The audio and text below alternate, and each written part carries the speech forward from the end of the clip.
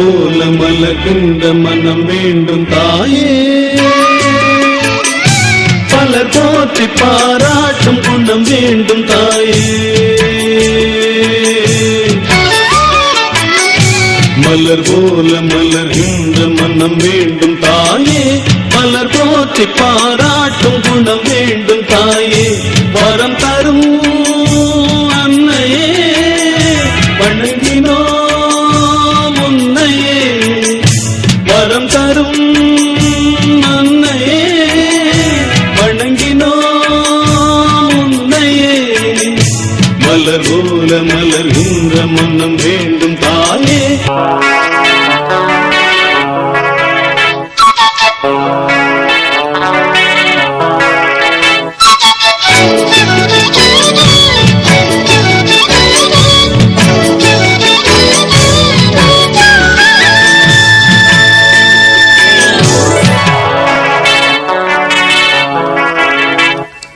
மலர் போல மலர்கின்ற மனம் வேண்டும் தாயே, பலர் போற்றி பாராட்டும் குணம் வேண்டும் தாயே. மலர் போல மலர்கின்ற மனம் வேண்டும் தாயே, மலர் போற்றி பாராட்டும் குணம் வேண்டும் தாயே. வரம் தரும் அன்னையே வணங்கினோம் உன்னையே, வரம் தரும் அன்னையே வணங்கினோம் உன்னையே. மலர் போல மலர்கின்ற மனம் வேண்டும் தாயே, மலர் போற்றி பாராட்டும் குணம் வேண்டும் தாயே. மலர் போல மலர்கின்ற மனம் வேண்டும் தாயே, மலர் போற்றி பாராட்டும் குணம் வேண்டும் தாயே.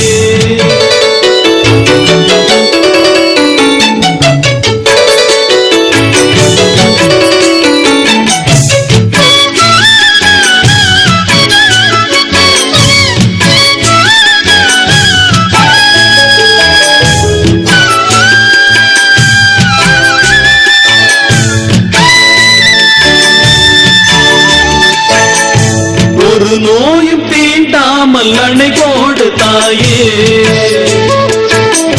நதிகாய நேராமல் நீர் ஊற்று தாயே.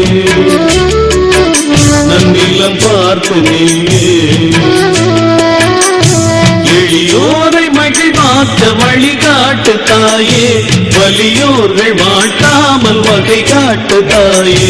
என் வளமான தாயே, பசிதாகம் காணாமல் பயிராக்கு தாயே, ரசிப்போர்கள் செவி தேடி இசை மூட்டு தாயே. இசை பாட்டு எங்கென்றும் இனி பார்த்து தாயே.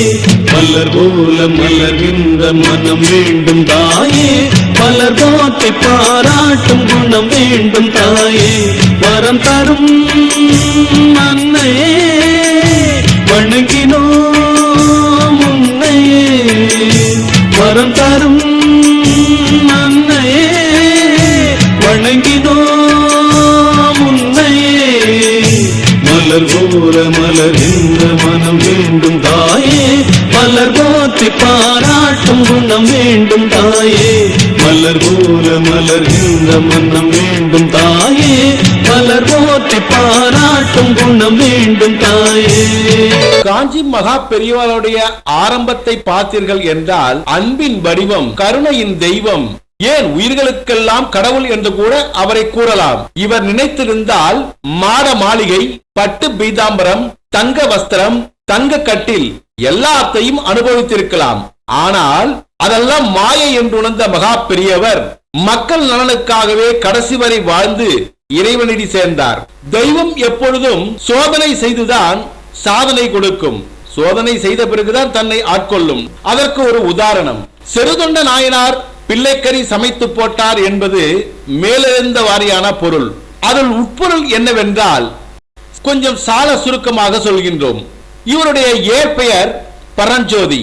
இவர் திருச்செங்காட்டுக்குடியில் பரஞ்சோதி ஆரம்பத்தில் இருந்து சிவன் மேலே மிகுந்த பக்தி கொண்டிருந்தார்.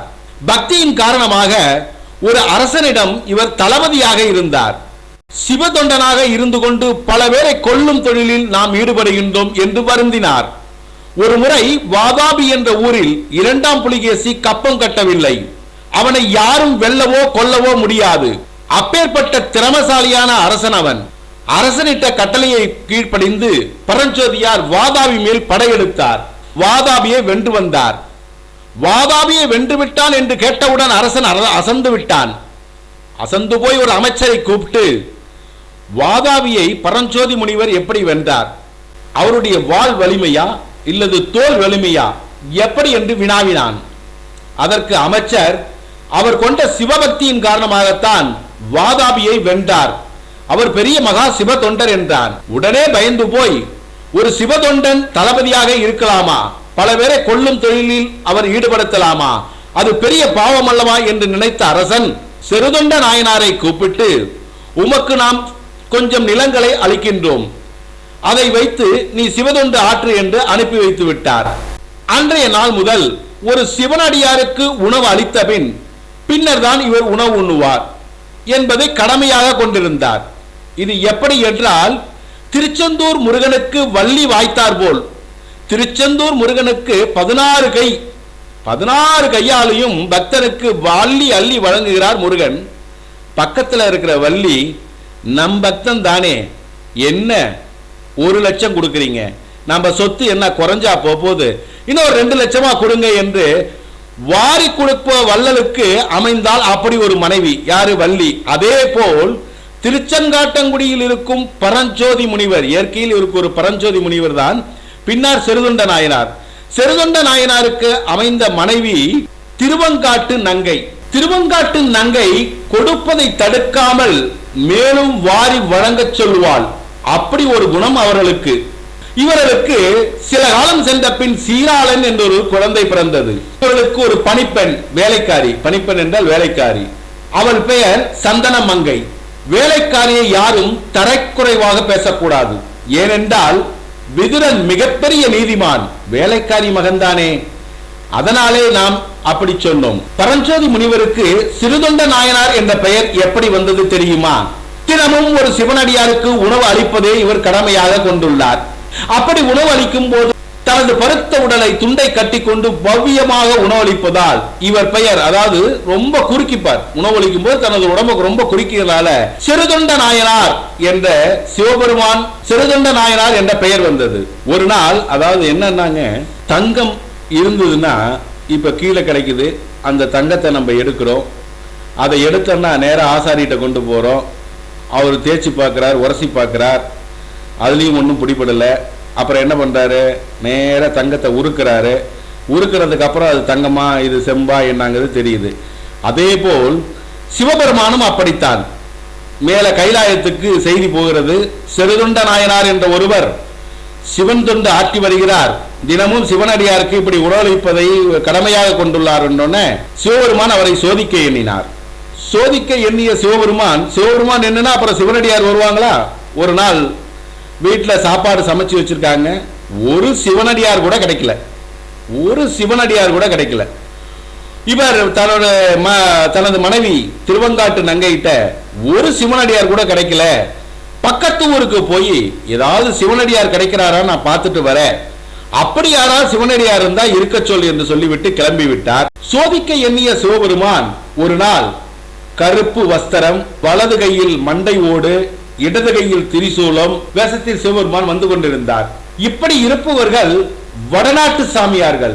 இப்பவும் நாம் காசியில் பார்க்கலாம் இவர்களை. நேரா அந்த வேஷத்துடன் சிவபெருமான் சிறுதொண்ட நாயனார் வீட்டுக்கு வந்தார். திருவங்காட்டு நங்கையை பார்த்தார். அவர் சிவனடியாரை பார்த்தவுடன் வரவேண்டும் வரவேண்டும் என்று அழைத்தார். அப்போது சிவபெருமான் காபாலிக முனிவர் வேஷத்தில் வந்தார். எங்கே உன் புருஷன் சிறுதொண்ட நாயனார் இருக்கானா என்று கேட்டார். அவர் சிவனடியாரை தேடி பக்கத்து ஊருக்கு சென்றிருக்கிறார், அமருங்கள் சாமி என்று சொன்னார்.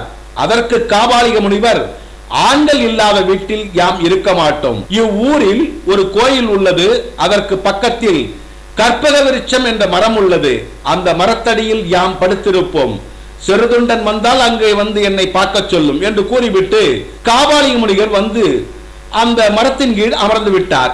திருவங்காட்டு நங்கை சிறுதொண்ட நாயனார் வந்ததும் காபாலிக முனிவர் வந்ததை பற்றி சொன்னார். உடனே சிறுதொண்ட நாயனார் பதறி போய் நேரா கோயிலுக்கு வந்து அந்த மரத்தடியில் படுத்திருக்கின்ற காபாலிக முனிவரிடம் வர வேண்டும் வர வேண்டும் சாமி, எங்கள் வீட்டுக்கு அமுதுண்ண வர வேண்டும் என்று அழைத்தார்.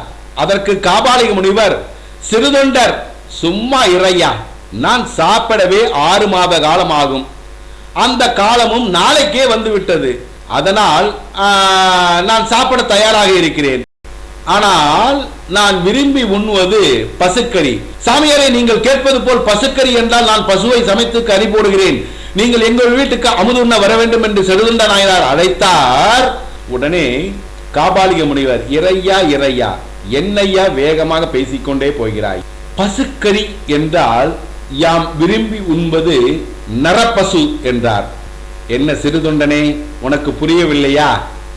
நரப்பசு என்றால் உனக்கு புரியவில்லையா? என்ன தெரியுமா, பிள்ளைக்கறியையா நான் விரும்பி உண்போம் என்று சொன்னார். முனிவரே, உங்களுக்கு பிள்ளைக்கறி தான் பிடிக்கும் என்றால் அந்த பிள்ளைக்கறியும் நான் சமைத்து வைக்கிறேன், எங்கள் வீட்டுக்கு நீங்கள் அமுதுண்ண வர வேண்டும் என்று சிறுதொண்ட நாயனார் அழைத்தார். காபாலிக முனிவர், இறையா இறையா, பிள்ளைக்கறி என்றால் எப்படி இருக்க வேண்டும் என்று தெரியுமா? யாரு? சிவபெருமான். காபாலிக முனிவர் வேஷத்தில் வந்து சிவபெருமான் கட்டளை போடுறார், பாத்துங்க. பிள்ளைக்கறி என்றால் எப்படி இருக்க வேண்டும் தெரியுமா? வீட்டுக்கு ஒரு மகனாக இருக்க வேண்டும், அவன் 5 வயது நிரம்பியவனாக இருக்க வேண்டும், உடம்பில் அங்ககீனம் இருக்கக்கூடாது.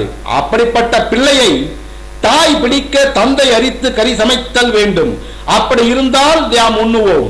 உடனே சிறுதொண்ட நாயனார், நான் கறியை சமைத்து விட்டு உங்களை அழைக்கின்றோம் என்றார். திருவங்காட்டு நங்கையிடம் காபாலிக முனிவர் சொன்னதை சொன்னார். அதற்கு திருவங்காட்டு நங்கை, ஏழை சிறுவனை நாம் விலை கொடுத்து வாங்கி கறி சமைக்கலாமே என்று சிறுதொண்ட நாயனாரிடம் சொன்னார். அதற்கு சிறுதொண்ட நாயனார், அடியே பைத்தியக்காரி, பிள்ளையை விலை கொடுத்து வாங்கலாம், ஆனால் தாய் பிடித்து தந்தை அறுக்க எந்த தாய் தன் பிள்ளையை கொடுக்க சம்மதிப்பார் என்றார்.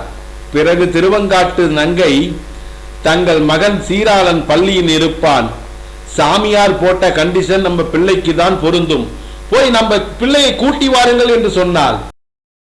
அப்போது 5 வயது நிரம்பிய பச்சளம் பாலகன், அவனுடைய நண்பர்கள் எல்லோரும் எப்போதும், உன் தாய் தான் உன்னை பள்ளிக்கு அழைத்து கொண்டு வருகிறார்கள், உன் தந்தையை நாங்கள் எப்போதும் பார்த்ததே இல்லை என்று சொன்னார்கள். அப்போது சிறுதொண்ட நாயனார் சீராளா என்று அழைத்தார். உடனே ஒன்றும் அறியாத பிள்ளை அப்பா என்று வாரி கட்டிக்கொண்டு அவர் தோள் மேலே தூக்கி அப்பா என்று வாரி கட்டி கொண்டது.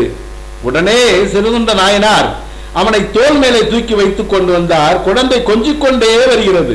ஆனால் இன்னும் சற்று நேரத்தில் நாடி தனியாக, நரம்பு தனியாக, மஜ்ஜை தனியாக தன்னை அறுக்கப் போகிறார்கள் என்று அந்த குழந்தைக்கு தெரியவில்லை. குழந்தை வீட்டுக்கு வந்தது, தாய் குளிப்பாட்டினால், கண்ணுக்கு மை எழுதினால். ஆனால் அந்த குழந்தை ஒன்று கேட்டது, அம்மா காலையில் தானே நான் குளித்தேன், காலையில் தானே கண்ணுக்கு மை தீட்டினாய், கன்னத்துக்கு பொட்டு வைத்தாய், மீண்டும் குளிக்க வைத்தாய், மீண்டும் கண்ணுக்கு மை தீட்டுகிறாய், மீண்டும் கன்னத்துக்கு மை வைக்கிறாய் என்று கேட்டாள். ஆனால் அந்த குழந்தை ஒன்று மட்டும் கேட்டது, ஐயா என்ன கேட்டது தெரியுமா? அம்மா எல்லாம் செய்து விட்டாய், ஆனால் ஒன்றே ஒன்றை மறந்து விட்டாயே அம்மா என்று கேட்டது. அப்போது தாய் கேட்டாள், மகனே நான் என்னப்பா மறந்து விட்டேன் என்று கேட்டால், அதற்கு அந்த மகன் சொன்னால், எப்போதும் தலை சீவுவாய், மையிடுவாய், கன்னத்துக்கு மையிடுவாய், எப்போதும் சிகை அலங்காரம் செய்வாய், கண்ணுக்கு மையிடுவாய், கன்னத்தில் மையிடுவாய் அம்மா, ஆனால் என்னை கட்டி இழுத்து முத்தம் கொடுப்பாயே, அதை ஏன் மறந்து விட்டாய் என்றால். உடனே கட்டி இழுத்து முத்தம் கொடுக்க நினைத்தால் திருவங்காட்டு நங்கை, ஆஹா எச்சில் கறி பட்டால் சாமியார் சாப்பிட மாட்டார் என்று அதையும் அவர் தவிர்த்து விட்டாள். உடனே தாய் பிடிக்க, தந்தை அறுக்க கறி சமைத்து ஆகிவிட்டது. கறி சமைத்து ஆகிவிட்டது. நேரடியாக பரஞ்சோதி, அதாவது சிறுதொண்ட நாயனார் அவரை சிவனடியாரை அழைத்தார். காபாலிக முனிவர் வீட்டுக்கு வந்தார். வீட்டிலே இலைகள் போடப்பட்டன. உடனே காபாலிக முனிவர் சிறுதொண்ட நாயனாரை பார்த்து கேட்டார், யாம் சொன்னது எல்லாம் சரியாக இருக்கின்றதா? வீட்டுக்கு ஒரு பிள்ளையாக இருக்க வேண்டும், அவன் 5 வயது நிரம்பியவனாக இருக்க வேண்டும், உடம்பில் அங்ககீனம் இருக்கக்கூடாது. சாமி நீங்க சொன்னது எல்லாம் கரெக்ட், அத்தனையும் நாங்க சமைச்சு கறி சமைச்சு போட்டிருக்கோம். எல்லாம் சரி, எனக்கு தலைக்கறி வேண்டுமே. ஐயோ, சிறுதொண்ட நாயனார் பயந்து விட்டார். தலைக்கறி இவர் சாப்பிட மாட்டார் என்று திருவங்காட்டு நங்கையும் செருதுண்ட நாயனாரும் தூக்கி எட்டை வைத்து விட்டார்கள். ஆனால் நம்ம வீட்டுக்கு அமைந்துள்ள வேலைக்காரி எப்படி இருக்க வேண்டும் என்பதை இதில் காட்டுகிறார். அந்த வீட்டில் அமைந்திருக்கின்ற வேலைக்காரி சந்தன மங்கை என்ன சொன்னால் தெரியுமா? இதையும் நீங்கள் விரும்பி உண்பீர்கள் என்று தலைக்கறியும் சமைத்து வைத்திருக்கிறேன் என்றால் உடனே தலைக்கறியை எடுத்து பரிமாறப்பட்டது. அப்பொழுது சிறுதொண்ட நாயனாரிடம் காபாலிக முனிவர், நான் சாப்பிடும் போது எனக்கு ஒரு சிவதொண்டன் வேணுமே, அவனை வைத்துக் கொண்டுதான் நான் சாப்பாடு சாப்பிடுவேன் என்று கூறுகிறார். ஐயோ சாமி, நான் இப்போது சிவதொண்டனுக்கு எங்கே போவேன், நானே சிவதொண்டன் தானே, நானே அமர்ந்து கொள்கிறேன் என்றார். இல்லை, நீ அமரக்கூடாது, எங்கே உன் பிள்ளை சீராளன், அவனை கூப்பிடு என்கிறார். சீராளன் சீராளன் ஒன்று இவர்கள் சமாளிக்கிறார்கள், அவன் வெளியே இருக்கிறான் அப்படி இப்படி என்று. அப்பொழுது காபாலிக முனிவர் சொல்கிறார், உன் மகனை போய் வெளியே உன் மகனை போய் வெளியே அழைப்பா அப்படின்னு. உடனே காபாலிக முனிவர் சொன்னது போல் நேராக செருதொண்ட நாயனார் சீராளா சீராளா என்று அழைத்தார். ஆனால் சீராளன் வரவில்லை. உடனே சிவபெருமான் திருவங்காட்டு நங்கையை நோக்கி உன் மகனை வெளியே போய் அழை என்று கூறுகிறார். உடனே திருவங்காட்டு நங்கை வெளியே மகனே சீராளா, நான் பெற்ற மகனே சீராளா என்று அழைக்கின்றால், பள்ளியின் சீருடையில் அந்த சிறுவன் ஓடி பெற்ற தாயை கட்டி அணைக்கின்றான். திரும்பி பார்த்தால் சிவபெருமானை காணும், இலையும் காணவில்லை. இப்பொழுது புரிகிறதா சிவதொண்டு எப்படி என்று? நாம் சுத்தம் என்றால் சிவபெருமான் ஆயத்தமாயிடுவார். எதற்கு? சோதனை பண்ணுவதற்கு ஒரு தயாராயிடுவார். நம்ம சுத்தமான அன்பு செலுத்துறோம்னா, இவன் சுத்தமான தங்கம் தானா, இவனை நம்ம சோதனை பண்ணி பார்ப்போம்னு. கடைசியா உன் அன்புக்கும் உன்னுடைய மனசுக்கும் யாரு ஈடாக முடியாது என்று சிவபெருமான் யாருடன் வந்தார் தெரியுமா? அங்கே முக்கியம். நம்ம எந்த வீட்டுக்கு போனாலுமே அங்க இருக்கிற சிச்சுவேஷனுக்கு தகுந்த மாதிரி போகணும், சூழ்நிலைக்கு தகுந்த மாதிரி போகணும். அப்போ சிவபெருமான் பார்வதியுடன் முருகனுடன் வந்தார். சிவபெருமான் பார்வதி முருகன். ஏன் முருகனுடன் வந்தார்? சீராளன் குழந்தை அல்லவா, முருகன் குழந்தை அல்லவா, குழந்தைக்கு குழந்தை விளையாட வேண்டும் என்று முருகனுடன் காட்சி அளித்தார் சிறுதொண்ட நாயனாருக்கு. இப்பொழுது உங்களுக்கு புரிகிறதா தெய்வத்தின் சக்தி என்ன, தெய்வத்தின் வலிமை என்ன, தெய்வத்தின் சாதனை என்ன, தெய்வத்தின் சோதனை என்ன? எல்லாத்தையும் திறந்தால்தான் நாம் என்ன பண்றோம்? ஃபர்ஸ்ட் பொருள் மேல பற்று வச்சிருக்கோம், அடுத்தது மனைவி மக்கள் மேல் பற்று வச்சிருக்கோம், அதுக்கு அடுத்தால் போல் நம்ம மேலே பற்று வச்சிருக்கோம். ஃபர்ஸ்ட் பொருட்பற்று, அடுத்தது மனைவி மக்கள் மேல பற்று, அடுத்தது நம்ம மேலே பற்று வச்சிருக்கோம். இந்த பற்றெல்லாம் ஒடிச்சா மட்டும்தான் அந்த பற்றற்ற துறவியை நம்ம காண முடியும். இது ஒரு உதாரணம். காஞ்சி பெரியவர் நினைத்திருந்தால் மாட மாளிகை கோட கோபுரங்களில் வாழ்ந்திருக்கின்றான்.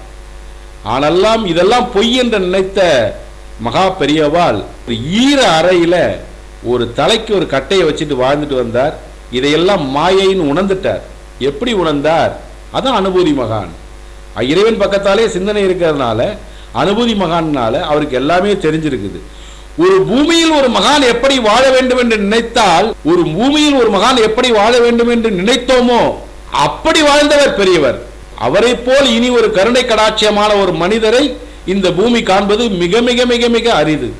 சரி, அடுத்தது கதைக்கு போகலாம். உலகத்தில் மிகச் சிறந்தது அன்னதானம். ஏன் தெரியுமா?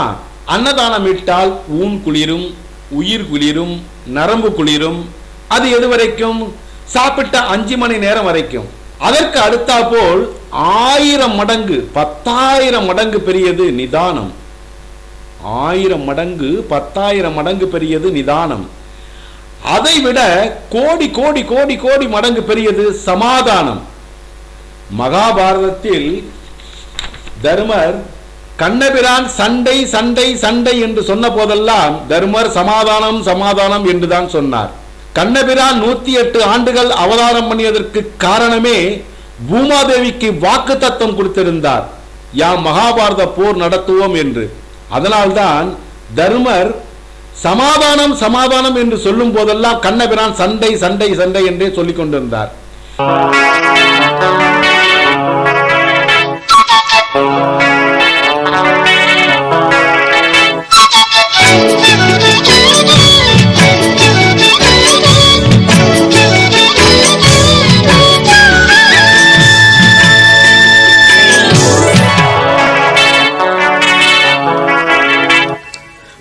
மலர் போல மலர்கின்ற மனம் வேண்டும் தாயே,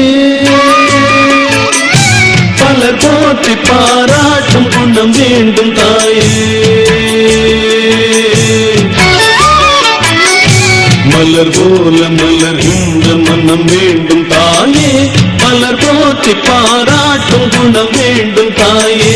வரம் தரும் அன்னையே வணங்கினோம் உன்னையே, வரம் தரும் அன்னையே வணங்கினோம் உன்னையே. மலர் போல மலர்கின்ற மனம் வேண்டும் தாயே, மலர் போற்றி பாராட்டும் குணம் வேண்டும் தாயே. மலர் போல மலர்கின்ற மனம் வேண்டும் தாயே, மலர் போற்றி பாராட்டும் குணம் வேண்டும் தாயே.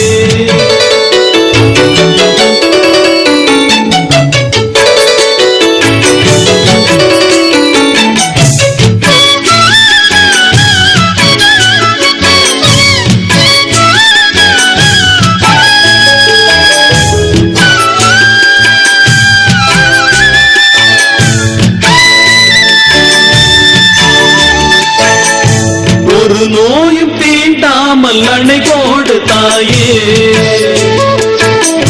நதி காய நேராமல் நீர் ஊற்று தாயே. நன்னிலம் பார்த்து நீயே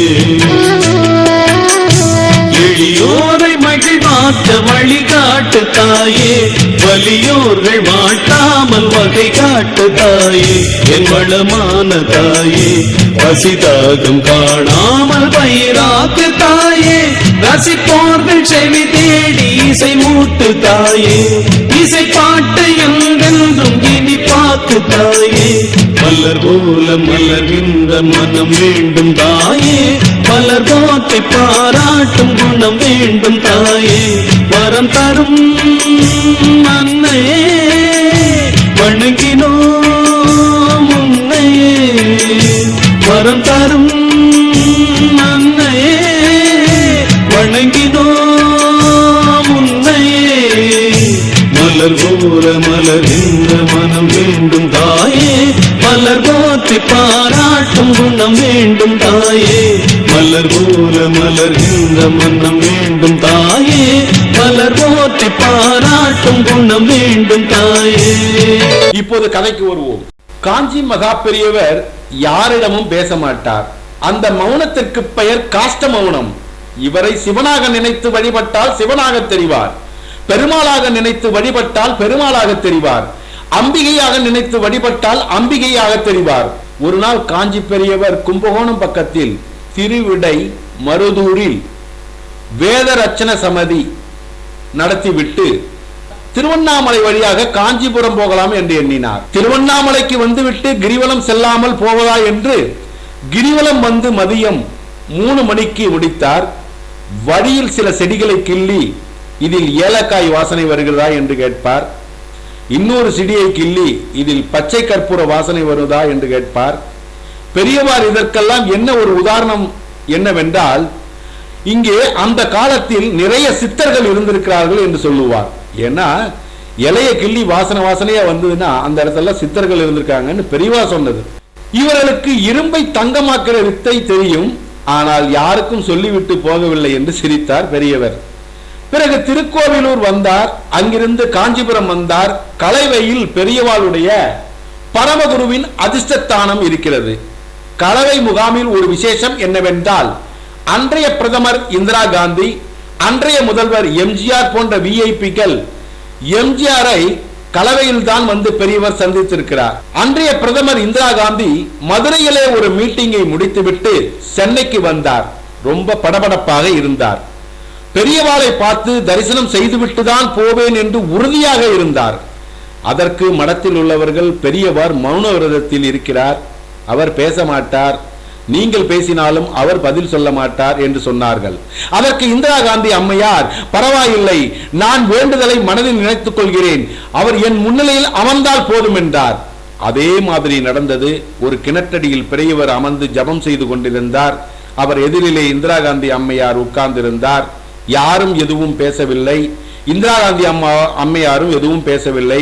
ஒரு நாட்டுக்கே பிரதமர், நம்ம இப்படி உட்கார்ந்து இருக்கிறதா என்று அந்த ஆணவம் அவர்களிடத்தில் இல்லை.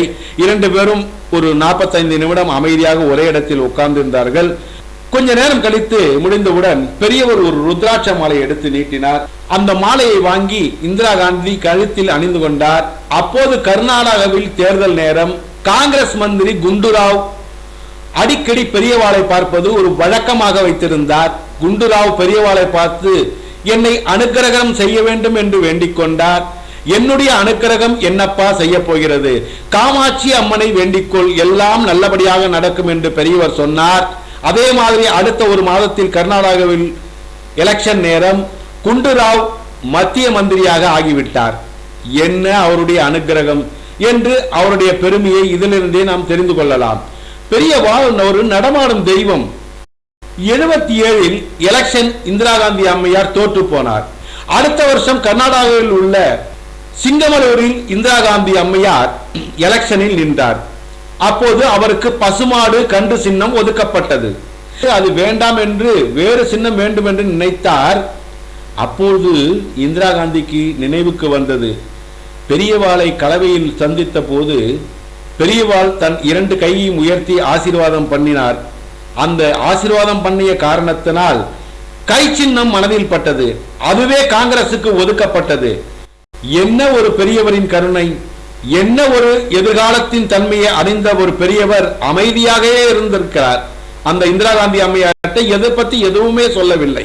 அகோலிபம் என்ற ஒரு இடம் ஆந்திராவில் இருக்கிறது. அங்கு ஒரு 9 நரசிம்மர் கோயில்கள் இருக்கின்றன. ஒவ்வொன்றும் ஒவ்வொரு இடங்களில் இருக்கும். போவதே கஷ்டம். ஒரே மூங்கில் காடாக இருக்கும். அந்த மூங்கில் காட்டில் பந்தல் போட்டது போல் பாம்புகள் தொங்கிக் கொண்டிருக்கும். கூடவே புலி, சிங்கம், கரடி போன்ற கொடிய மிருகங்கள் இருக்கும். மொத்தத்தில் மனிதர்களே போக முடியாத ஒரு அபாயகரமான இடம். பெரியவர் கொண்ட தவ வலிமையால் 9 ஸ்தலங்களுக்கும் தன் படையுடன் சென்று வந்து விட்டார். தவ வலிமையால் 9 ஸ்தலங்களுக்கும் பெரியவர் சென்று வந்து விட்டார். அடுத்தபடியாக முருகப்பெருமானை பற்றி நாம் பார்ப்போம். சிவன் நெற்றியிலிருந்து 6 குழந்தைகளாக தோன்றி ஆறுமுகம் என்று அழைக்கப்பட்ட முருகப்பெருமான் அழகே உருவானவர். முருகப்பெருமான் திருமணத்தின் போது பெண் பார்க்கும் படலம் என்று ஒன்று வைத்திருப்பார்கள். அப்போது மாப்பிள்ளை பெண்ணை பார்ப்பார். பார்த்துவிட்டு பச்சி சொச்சி ஜாங்கிரி எல்லாம் சாப்பிட்டு விட்டு பையன் அம்மாவிடம் சென்று, பெண்ணு அழகாதான் இருக்கா, ஆனா காது மட்டும் முறம் மாதிரி இருக்குமா, இந்த பொண்ணு நமக்கு வேணாமான்பார். உடனே தாய் சொல்லுவா, நாங்க வீட்டுக்கு போய் லெட்டர் போடுறோம் அப்படின்ட்டு. அடுத்தது ஒரு இடத்துக்கு போவாங்க, பொண்ணு பார்ப்பாங்க. அப்புறம் அங்க ஜாங்கிரி, குலோப்ஜான், இட்லி, தோசை எல்லாத்தையும் சாப்பிட்டு முடிச்சுட்டு பொண்ணுடைய உயரம் எல்லாம் ஓகே, ஆனா பொண்ணுக்கு பல்லு மட்டும் வயலில் விழுகிற கலப்ப மாதிரி இருக்கு என்று சொல்லுவார். உடனே அம்மா நாங்கள் போய் லெட்டர் போடுகிறோம் என்று சொல்லி விடுவார்கள். இதெல்லாம் ரொம்ப தப்புங்க. பொன் பார்க்கிற படலம்ங்கிறது பெரிய தப்பு. ஒரு பொண்ணுடைய மனதை புண்படுத்துறது பெரிய பாவம். அவர்களுக்கு செலவு வைக்கிறதும் இல்லாம அவங்களுக்கு வேதனையும் நம்ம கொடுத்துட்டு வரோம். பொன் பார்க்கணும்னு நினைக்கிறவங்க கோயிலுக்கு வர சொல்லிடலாம், பையனையும் வர சொல்லிடலாம், பொண்ணையும் வர சொல்லிடலாம். அங்க பார்த்து பிடிக்கலன்னா வேலை முடிஞ்சு போச்சு. பஜ்ஜி சொச்சிக்கும் வேலை இல்லை, வேதனைக்கும் வேலை இல்லை. இதே நீங்க எதிர்காலத்துல கடைபிடிச்சா எல்லாருக்கும் ரொம்ப நல்லது. மனிதராக பிறந்தால் ஏதேனும் ஒரு குறையுடையவர்களால் தான் பிறக்கின்றோம். ஆனால் முருகப்பெருமான் அழகே வடிவானவன். முருகப்பெருமான் அழகே வடிவானவன். முருகனுடைய கண்ணழகு, காதழகு, வாயழகு, மூக்கழகு, பல்லழகு, உடலழகு, இப்படிப்பட்ட முருகப்பெருமானுக்கு அழகே வடிவான 2 மனைவிகள். பணக்கார குடும்பத்தில் பிறந்தவள் தேவயானி. உலகத்திலே மிகுந்த தாழ்ந்த குடும்பம் என்று சொல்லுகிறோமே மீனவ ஜாதி, அந்த மீனவ ஜாதியில் திணைப்புலங்களுக்கு காவல் இருப்பவர்கள் என்றும் அந்த ஜாதியில் பிறந்தவள் வள்ளி. இதை எதை காட்டுகிறது என்றால், ஒரு மனிதனுக்கு உடம்பில் தலையானது மேலாக இருக்கின்றது, பாதமானது காலுக்கு கீழ் இருக்கிறது. இந்த மேல் ஜாதி கீழ் ஜாதி என்ற பேதமை எல்லாம் கடவுளுக்கு கிடையாது. இதை உணர்த்துகிறது. முருகப்பெருமானை தெய்வ சிகாமணி என்று அழைக்கின்றோம். மற்ற தெய்வங்கள்லாம் மட்டா குறைவா என்று நீங்க கேட்கக்கூடாது. ஏனென்றால் தலைக்கு மேல் இருப்பது முடி, அதற்கு சிகை என்று மற்றொரு பெயர் உண்டு. அந்த காலத்தில் நாம் இப்போது சொல்கின்றோமே சீக்காய், அது தவறு. அது எப்படி என்றால் சிகை பிளஸ் காய், சிகைக்கு தேய்க்கிறதுனால சிகைக்கு தேய்க்கின்ற காயினால சிகைக்காய் அப்படிதான் இருந்தது. நாளடைவில் அது சீக்காய வாய்ந்தியா மறி வந்து போச்சு. அதே மாதிரி குழந்தைகளுக்கு இடுப்புல கட்டுறதுல அரணா கயிறும்பாங்க, இல்லைன்னா பெரியார் கயிறும்பாங்க. அது கிடையாது, அதுக்கு பேர் அரைஞான் கயிறு. அரைஞான் கயிறு குழந்தைகளுக்கு அரைஞான் கயிறு.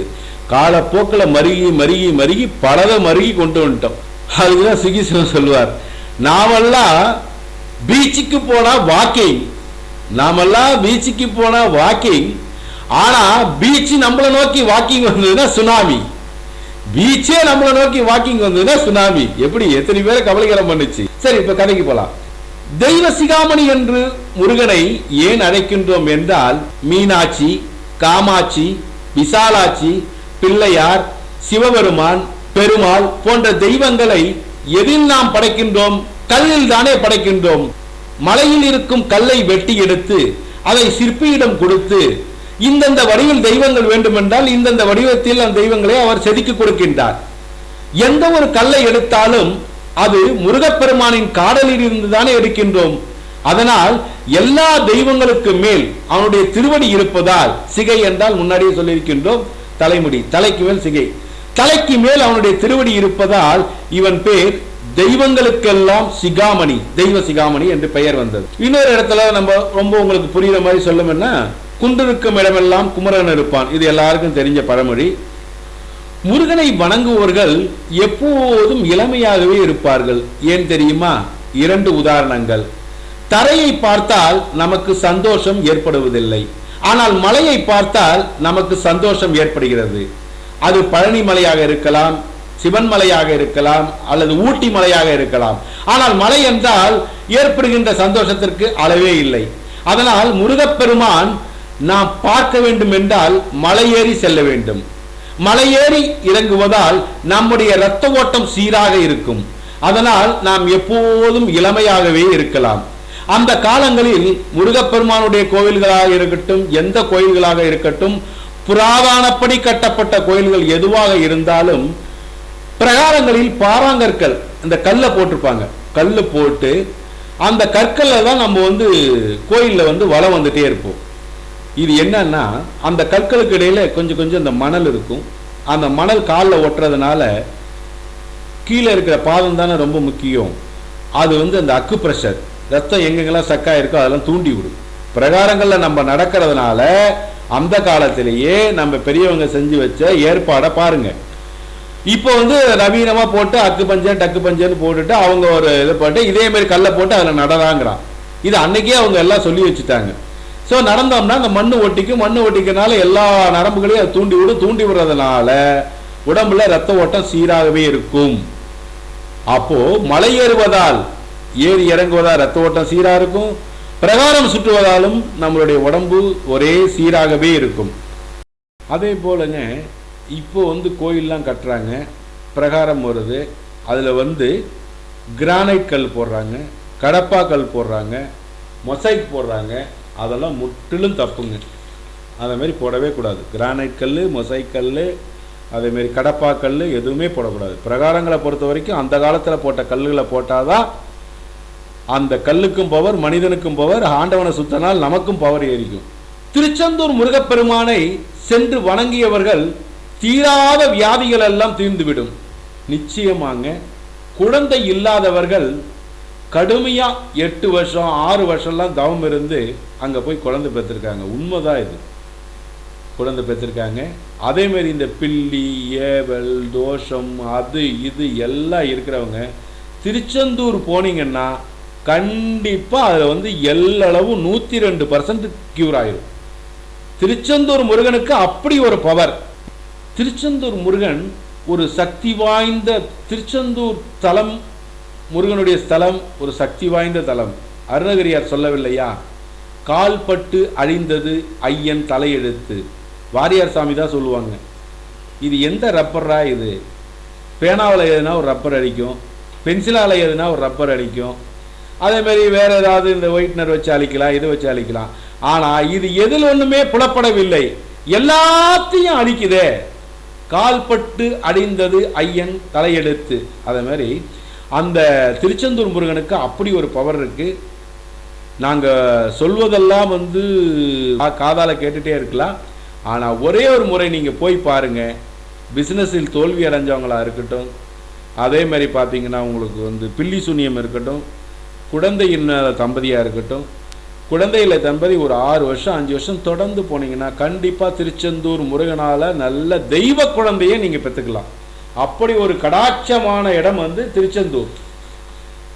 என்னையா நீ வாயால் தானே பேசிகிட்டு இருக்க, எப்படியா நாங்கள் இதை நம்புறதுன்னா, எல்லாம் ஊருக்கு சுனாமி வந்தது, எல்லாத்தையும் அடித்து கபலீகரம் பண்ணிட்டு போயிட்டே இருந்துச்சு. ஆனால் திருச்செந்தூரில் மட்டும்தாங்க 2 கிலோமீட்டர் உள்ளே போச்சு. எங்கே போச்சு? திருச்செந்தூரில் மட்டும்தான் கடல் எகிரில் 2 கிலோமீட்டர் பின்வாங்கி ஐயனை பார்த்து பின்னாடி ஓடி போச்சு. இதுலேருந்தே நாங்கள் அந்த பவர் என்னங்கிறத நாங்கள் சொல்கிறோம். முருகப்பெருமானுக்கு அப்படி ஒரு பவர், அவர் பக்கத்தால் இருக்க வள்ளியம்மா அதோட பவர். அதை முதல்ல சொல்லியிருக்கோம். பக்தனுக்கு 1 லட்சம் கொடுனா 2 லட்சம் கொடுக்குறார், வாரி வாரி கொடுக்குற 16 கையால் இவர் கொடுக்குறார். அந்த அம்மா இன்னும் சேர்த்து கொடுக்க சொல்கிறாங்க. ஒரு முறை நீங்கள் திருச்செந்தூர் போய் வாங்க. பிஸ்னஸில் தோல்வி விட்டுறவங்களா இருந்தாலும் சரி, அதே மாதிரி உங்களுக்கு குழந்தையின்மை இருந்தாலும் சரி, பில்லி சூழ்நியம், அதேமாதிரி பித்து பிடிச்ச மாதிரி இருந்தாலும் சரி, திருச்செந்தூர் போய் வாங்க. கடலில் கண்டிப்பாக நீராடுங்க. கடலில் நீராடி முருகப்பெருமானை வழிபடுங்க. 102% உங்களுக்கு தீர்வு கிடைக்கும். முருகப்பெருமானின் வலிமை சரித்திரத்தில் பெற்றிருக்கு. முருகப்பெருமான் வலிமை வந்து சரித்திரத்தில் வந்திருக்கு. ராமபிரானால் வாலி கொல்லப்பட்டான், வாலிக்கு சரித்திரம் இல்லை. மகாபாரதத்தில் அர்ஜுனால துரியோதனன் கொல்லப்பட்டான், துரியோதனுக்கோ சரித்திரம் இல்லை. ஆனால் கொடியவன் சூரபத்மன் முருகப்பெருமானை எப்போதும் குழந்தாய் குழந்தாய் குழந்தாய் என்று அழைத்து கொண்டே வந்தான். ஆனால் சூரபத்மனும் சிங்கமுகனும் வந்த பிறகு அதாங்க முருகப்பெருமானுடைய அருள். எதிரி என்று கூட பாராமல் முருகனை கொஞ்சம் நான் குழந்தாய் இங்கே எங்கு வந்தாய், குழந்தாய் எங்கு வந்தாய் அப்படின்னு, குழந்தாய் எங்கு வந்தாய்ன்னு கேட்கிறார். தன் மகனை கேட்குற மாதிரி கேட்கிறார். அப்படி முருகப்பெருமானை பார்த்து முதல்ல அந்த சிறிய பையனா என்னை வெல்லுவான், அந்த குழந்தையா என்னை வெல்லுவான்னு கேட்டவன் போருக்கு நேரா முருகப்பெருமானை பார்த்த உடனே குழந்தாய் எங்கு வந்தாய், மைந்தா எங்கு வந்தாய் என்று கேட்கிறான்.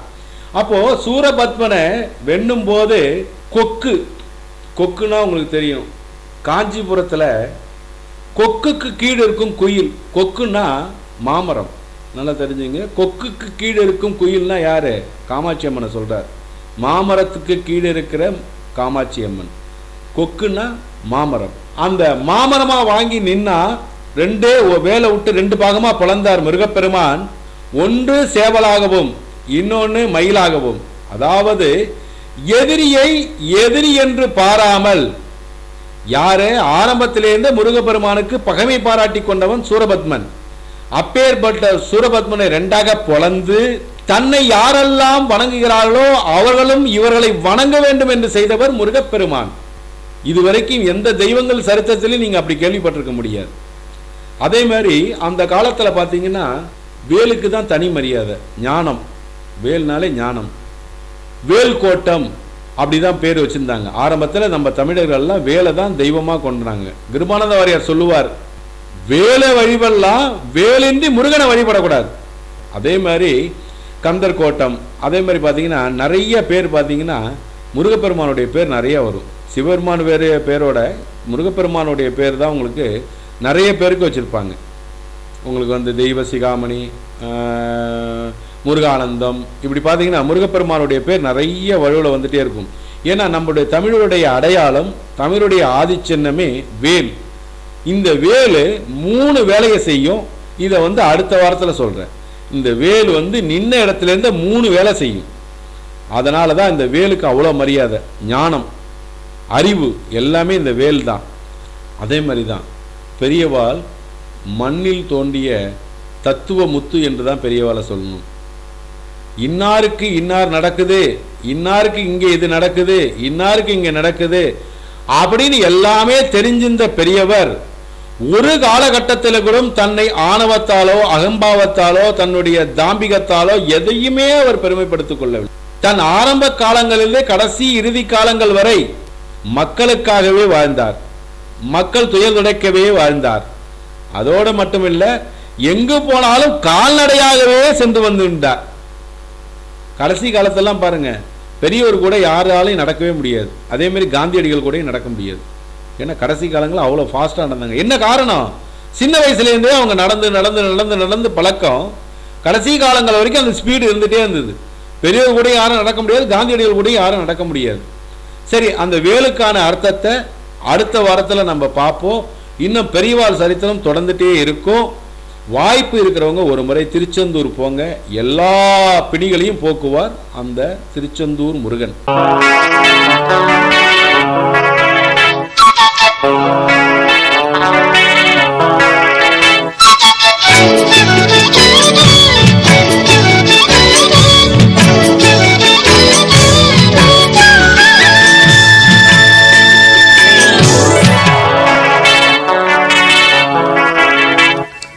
மலர் போல மலர்கின்ற மனம் வேண்டும் தாயே, பலர் போற்றி பாராட்டும் குணம் வேண்டும் தாயே. மலர் போல மலர்கின்ற மனம் வேண்டும் தாயே, பலர் போற்றி பாராட்டும் குணம் வேண்டும் தாயே. வரம் தரும் அன்னையே வணங்கினோ, வரம் தரும் அன்னையே வணங்கினோ உன்னையே. மலர் போல மலர்கின்ற மனம் வேண்டும் தாயே, பலர் போற்றி பாராட்டும் குணம் வேண்டும் தாயே. மலர் போல மலர்கின்ற மனம் வேண்டும் தாயே, பலர் போற்றி பாராட்டும் குணம் வேண்டும் தாயே.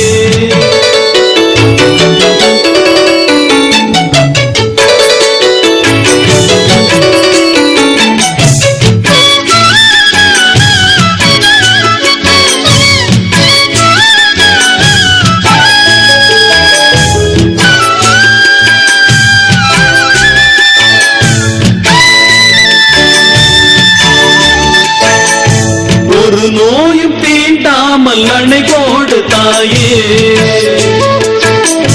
நதிகாய நேராமல் நீர் ஊற்று தாயே. நன்னிலம் பார்த்து நீயே எளியோரை மகிழ்வாக்க வழிகாட்டு தாயே. வலியோர்கள் மாட்டாமல் வகை காட்டு தாயே. என் வளமான தாயே, பசிதாகம் காணாமல் பயிராக்கு தாயே. ரசிப்போர்கள் செவி தேடி இசை மூட்டு தாயே. இசை பாட்டு எங்கென்றும் இனி பாக்கு தாயே. மலர் போல மலர்கின்ற மனம் வேண்டும் தாயே, மலர் போற்றி பாராட்டும் குணம் வேண்டும் தாயே. வரம் தரும் அன்னையே வணங்கினோ உன்னையே. வரம் தரும் அன்னையே வணங்கினோ உன்னையே. மலர் போல மலர்கின்ற மனம் வேண்டும் தாயே, மலர் போற்றி பாராட்டும் குணம் வேண்டும் தாயே. மலர் போல மலர்கின்ற மனம் வேண்டும் தாயே, மலர் போற்றி பாராட்டும் குணம் வேண்டும் தாயே.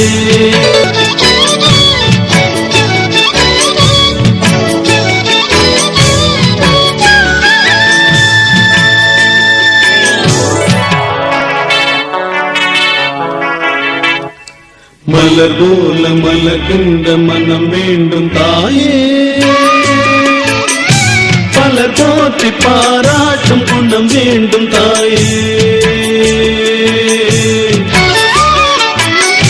மலர் போல மலர்கின்ற மனம் வேண்டும் தாயே, பலர் போற்றி பாராட்டும் குணம் வேண்டும் தாயே. வரம் தரும் அன்னையே வணங்கினோ உன்னையே. வரம் தரும் அன்னையே வணங்கினோ உன்னையே. மலர் போல மலர்கின்ற மனம் வேண்டும்